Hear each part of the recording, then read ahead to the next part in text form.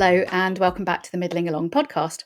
I'm your host, Emma Thomas, and this time my guest is Katie Windle.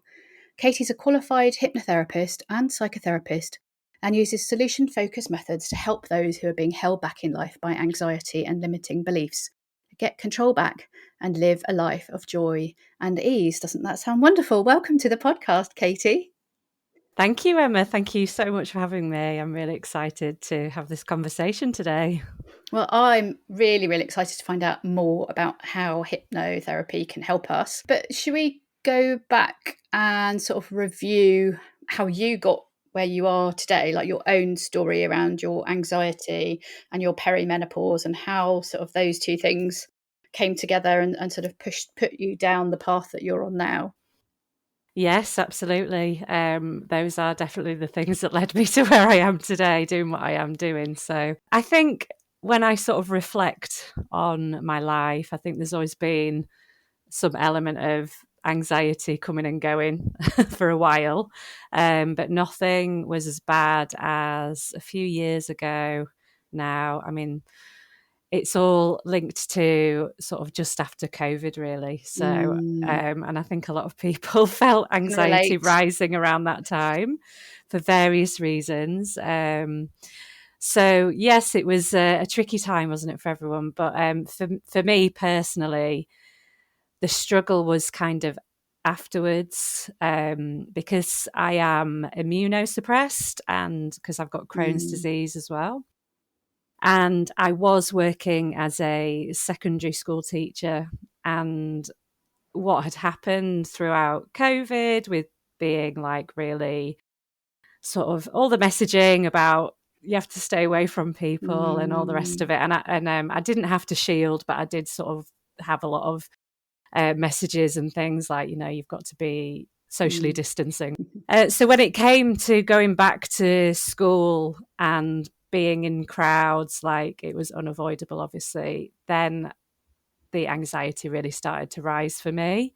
But it also sort of combined with me sort of hitting this stage of perimenopause as well. So I think it was just a big sort of mixture of all those things coming together to create a bit of a storm for me, really. So I mean, teaching is a pretty stressful job at the best of times, let's face it. It is, yes. And thank goodness it's not my life anymore. So, yes, I don't teach at all anymore. But yeah, I mean, to be fair, I'd always really quite enjoyed teaching mostly. You know, the balance was positive mainly. So, but it was around that time that there was a lot of different things that happened. But yeah, it became too much for me with dealing with this anxiety as well. So yeah, what happened was I ended up having really, really terrible symptoms of just total brain fog, overthinking all the time, you know. And I think the worst thing for me was that I just wasn't getting the sleep. So I wasn't able to fall asleep. Yeah, I wasn't able to either fall asleep or I was just sort of waking up in the night and being awake. And then, yeah, it just has such a massive knock-on effect to anxiety. I mean, now I know exactly how your brain works. It is all absolutely linked together, and you get stuck in this vicious cycle. So yeah, that was my sort of breaking point, I suppose. And what happened that first sort of term, when I was feeling like that, and I was really struggling to do my job. Really, there was a lot of challenges that year anyway, just with different circumstances. And so I was trying all sorts of things. I knew that I needed to get my sleep sorted out. I think instinctively I knew that was the first step, and absolutely it was. And I was trying all sorts of things, you know, like sleep teas and lavender on the pillows and baths before bed and all those kind of things just weren't really working for me. You know, my brain was just in overdrive. What I know now is just massively in survival mode. And my brain was trying to figure out what to do, but I didn't know what to do.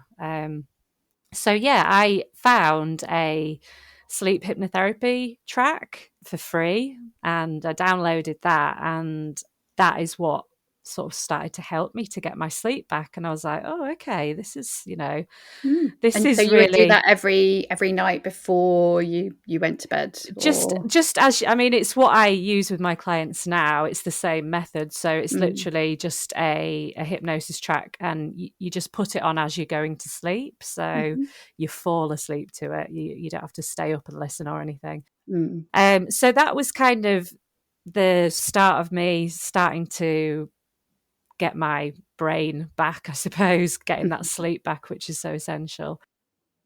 And then, you know, I was sort of talking to my husband, and I knew that my job was a real issue for me. And like I say, the balance had sort of shifted to, I wasn't enjoying what I was doing anymore, and I didn't feel like it was right for me anymore. But yes, I was talking to my husband, trying to figure out what to do, and different ideas coming and going anyway. And then it got to Christmas, and I had like a day where my mum took my children for the day, and I sat down and I just sort of decided, right, I'm going to decide what I'm going to do from here. And I had various ideas, but just kept coming back to hypnotherapy. And so yeah, I just thought, this is it. My brain, my intuition is telling me to do this. So I had an interview for a course in Leeds, and yeah, I was accepted onto that, and then I started the following March, and yeah, and that was it, and I went from there, and that's how I've ended up where I am now. So amazingly, when you are doing the course that I did anyway, it's very, very hands-on. You're literally sort of mm, thrown in to start practicing hypnotherapy on people straight away. And so obviously our friends on the course, we were like practicing with each other. And that's when I really started to turn the corner, when I was actually having hypnotherapy regular, yeah. myself. And I just couldn't believe it. And I was like, this, why doesn't everyone know about this? This is just so amazing, like how you can completely change how your brain works, basically, and get it to work for you rather than against you, get you back into your intellectual mind and beat this anxiety. So yeah, it just from there, that's the story really. From there it just got better and better. And that was predominantly because you'd already sort of tackled the sleep, but so it was the sleep and the anxiety that were the kind of the two big things. But did it impact any sort of other kind of areas that were affecting you in that sort of perimenopause? Yeah, so I think for me, the main sort of symptoms with perimenopause personally, like I haven't really had anything too badly in terms of things like hot flushes or anything like that. Mm, But I do know that hypnotherapy does help with that too. In terms of like sort of physical symptoms, like you can't necessarily do a lot for those, but it's the sort of mental symptoms that it's so amazing for. So they're kind of lacking in confidence. I know a lot of people lose their confidence at this time. So yeah, yeah, sort of I was able to sort of super boost that really, which was incredible. The overthinking, like the worrying, there was, like I said, there was a lot of challenges at work for me that year. And before I'd done the work on myself, like I was just thinking about these situations all the time, reliving things, and just not feeling like I could do my job very well, and really down on myself, and all those yeah. those kind of feelings that a lot of women have, because obviously this hormonal shift really does affect the mood. Yeah, it just that's where the difference was for me. So being able to just increase my confidence, feeling calm, waking up on a morning and not just feeling that feeling of dread constantly. I just got rid of And that.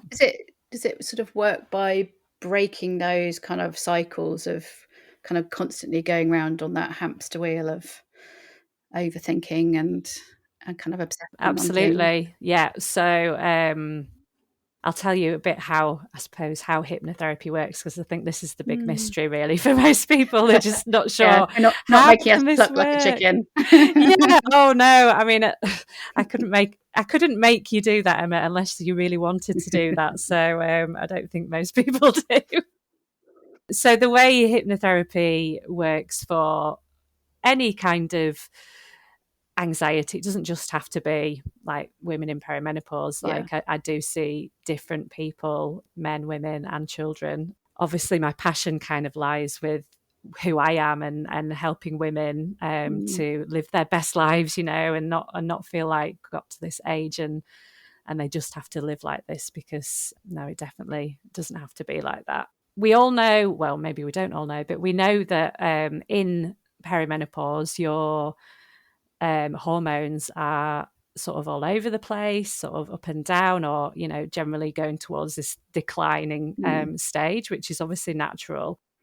But those hormones, progesterone, estrogen, they've been working for us pretty much our whole lives. And so when we get to this stage, we become unstable in the brain. The brain has relied on that to help it to feel better for so long. And then suddenly, it's not there, or it's, fluctuating. And you get put in, your brain feels really unstable because of that. And this is why women often end up with these symptoms of low mood and anxiety and irritability, because the brain doesn't know how to sort of deal with that anymore. So what happens is, when we are thinking like that, we are increasing the amount of stress hormones that we have in the body. Yeah. And so what hypnotherapy does is it balances your hormones, in that it helps you to get out of the part of the brain where we produce stress hormones, this sort of survival part of the brain, which is only really designed to protect us when we're in danger, when there's some sort of an emergency or crisis. We're only supposed to think from that part of the brain when that's happening. But when we are in this stage where, our hormones are not supporting us anymore, we find ourselves dwelling in this part of the brain. And so we get, it's these vicious cycles again that we get trapped in. We're releasing all these stress hormones, and it's getting out of that part of the brain so that you can get back into the intellectual part of the brain, where we want to be thinking from. So when we're thinking from the intellectual part of the brain, we are more motivated, we are calm, we are generally quite happy, and we can cope, Think more clearly about think sort of more that whole clearly. planning and executive function stuff. Yeah. So that's how, well, that's the outcome of hypnotherapy, is to get you out of this survival mode and back into this intellectual part of the brain.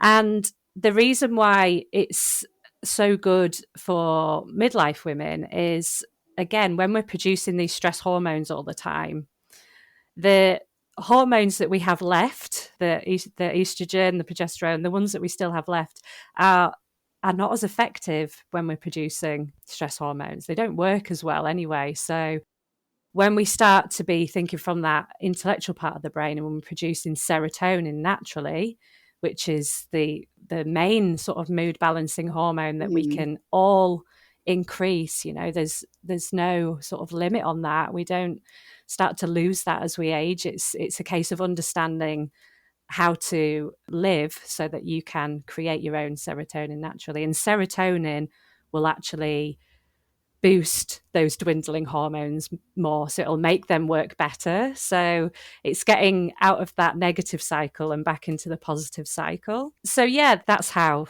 it's working really when it comes to thinking from a different part of the brain. Obviously, when we are really, really stressed and we've been thinking from this sort of survival brain for a long time, then we've been carrying around this, what I like to call a full stress bucket. I don't know if you've heard of that term before. So our stress buckets get full because of negative thoughts, basically. And when we are thinking from this survival part of the brain, we are really thinking negatively all the time. Like you're always taken to the worst case scenario in this part of the brain, and that's what it's designed to do. And it's heavy, isn't it? A full bucket is heavy. I've got this kind of image in my head of, Yeah, you're just lugging around this heavy bucket of exactly. It is heavy, and because it's heavy, this is why you're using so much energy in your brain to overthink everything, to worry. All these negative thoughts take up so much space in there, and that's why a lot of the time, you're dealing with this brain fog because it's just so heavy. Like you say, it's so busy, and your brain isn't able to just work at full, its full function. So by working on emptying the stress bucket, this is really, really key. So what happens in the brain is we have, like I say, we have these negative thoughts, and your brain is designed to be negative, and it's normal. But protecting us. yes, exactly. But the trouble is, it just gets, it becomes too much, and this is when we're really in the grip of anxiety, I suppose.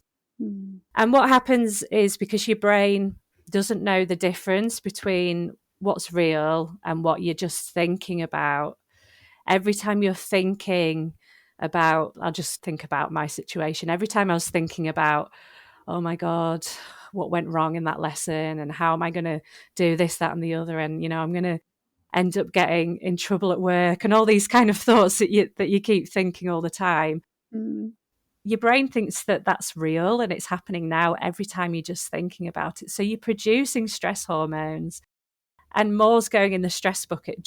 It's just your thoughts, basically. It's all, and if you're doing that 10 times a day, it's not, you're kind of reliving that stressful event exactly multiplied by 10 or 20. Yeah, exactly. And this survival part of the brain will do that for you. It will keep reminding you, like, that's its job.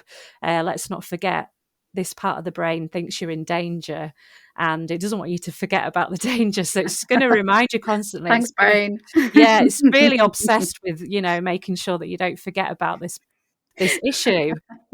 And if you were in danger, that would be, you would need that signal. But unfortunately, like I say, this part of the brain is so black and white, it doesn't know the difference between worrying about your job and actually being attacked by some saber-toothed tiger or something. So yeah, we're setting off the stress response, this full stress bucket. So stuck in these cycles of negativity. So the other thing that hypnotherapy helps to do is, and this is what I like to call myself if people said, just explain your job in a few words, it's stress bucket emptier.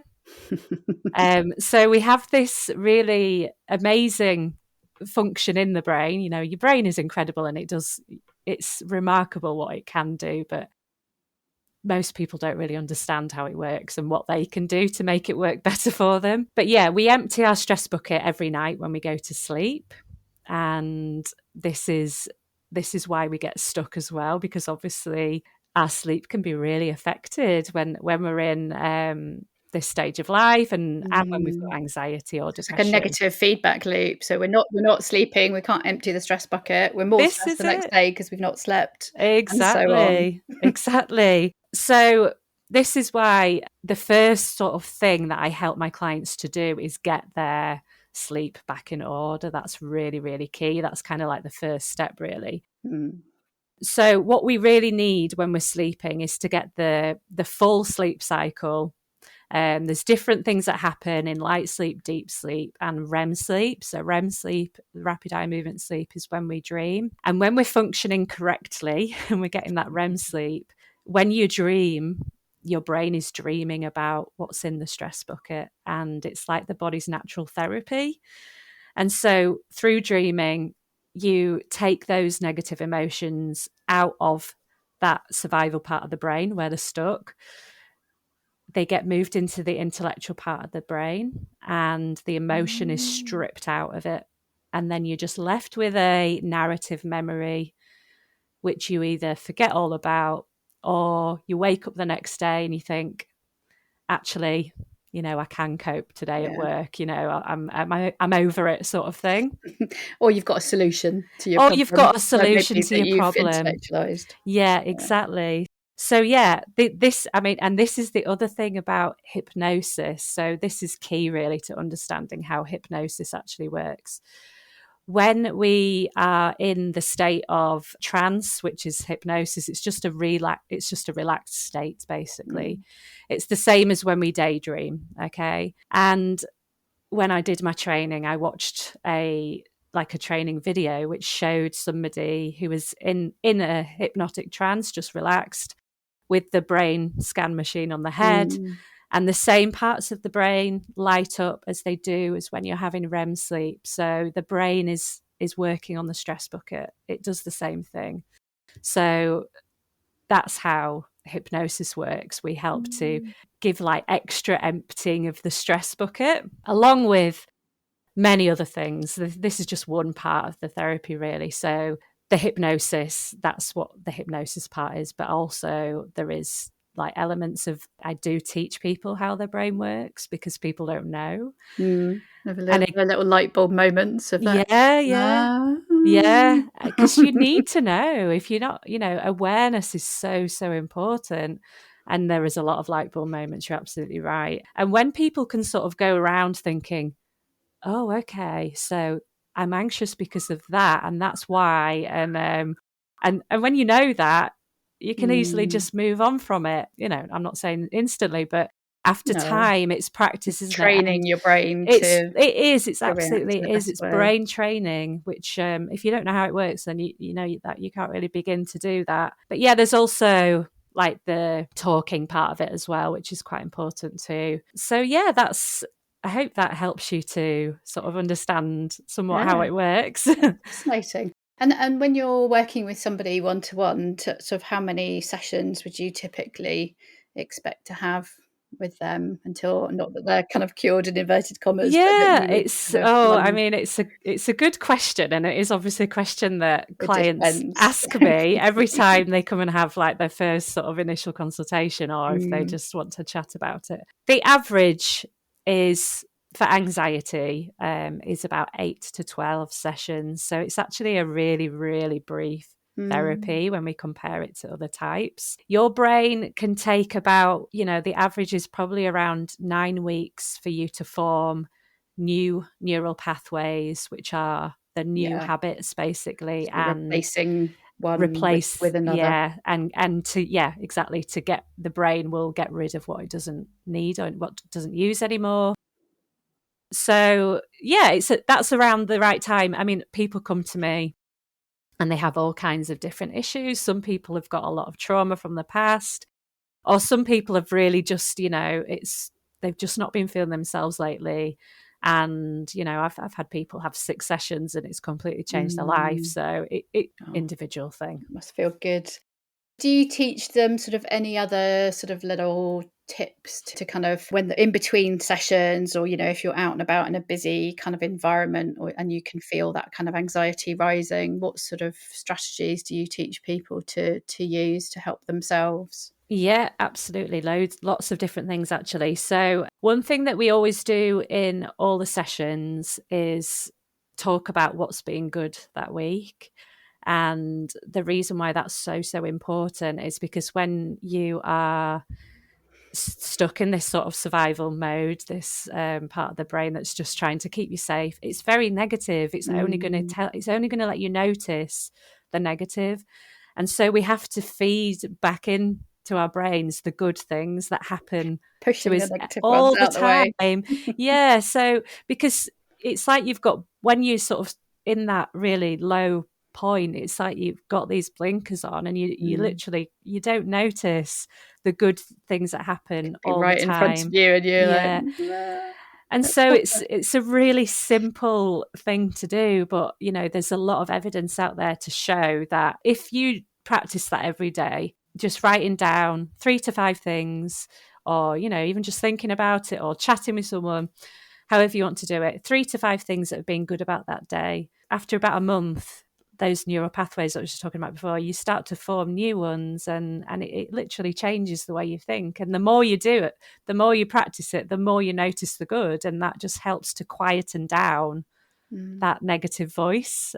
So yeah, we do a lot of that. The other thing that I teach my clients is that when you feel any feeling, so we'll talk about anxiety, obviously that's usually the main problem. So a negative thought will come into the brain, and that's totally normal. Like, everybody has negative thoughts Drops in down all the day. tube. Yeah, all day, all day. Your brain is designed to be negative, but obviously the conscious awareness of a negative thought comes in, and you're like, okay, I have to work on this thought, but I'm feeling anxious, and that's okay. It's understanding that feeling will last only for 90 seconds if you allow it to. So it's going to have a sort of peak, and then it's going to tail off. And after about 90 seconds, that feeling of anxiety will disappear if you don't get pulled in to this negative thought spiral. Okay. If you get pulled in, that feeling's going to continue and continue and continue. So while you're feeling anxious in that moment, again, they've all got the sort of brain education to go along with it, but let's tell ourselves that, okay, I'm feeling like this, it's normal, it's okay, I'm safe. Just reassurance of yourself, and then let the feeling sort of start to subside, and then try and distract, do something different, lift your energy in any way that you can, so that you don't get pulled into this negative part of the Plunging brain. back into that Yeah. pool of negativity again. Yeah. And it's like reframing those thoughts as well, because once you sort of get into your intellectual part of the brain, you can come up with solutions, and you can reassure yourself, or whatever it is that you need to do. You can do that in that part of the brain. So you have to allow that part of the brain a chance, because we know that the survival negative part of the brain is really quick to react. Like, that's really, really essential that we have that quick reaction to danger. The intellectual part of the brain does take a little, Needs not a long, bit more not time really to kick long, in. but we have to let it kick in, because it's more analytical. It's going to look at, where the other one's very quick to react. So it's knowing that and allowing that to happen. So yeah, we do practice that, and it makes such a difference to do that. And after a while, it's the sort of thing that just comes naturally anyway. It's a subconscious like thought pattern. You don't need to think about doing it; just happens for you. Yeah, that's so interesting, isn't it? Obviously, there are lots of people out there who offer these kind of services. So, but also, as well as doing sort of one-to-one work, you've got an online program where presumably people can learn. That's the beautiful thing, isn't it? Now that we can do these things remotely, or you Yeah. don't have to be in a one-to-one situation, that you've got a program that Yeah. teaches these same sort of skills and techniques. Tell us a little bit more about that, how that works.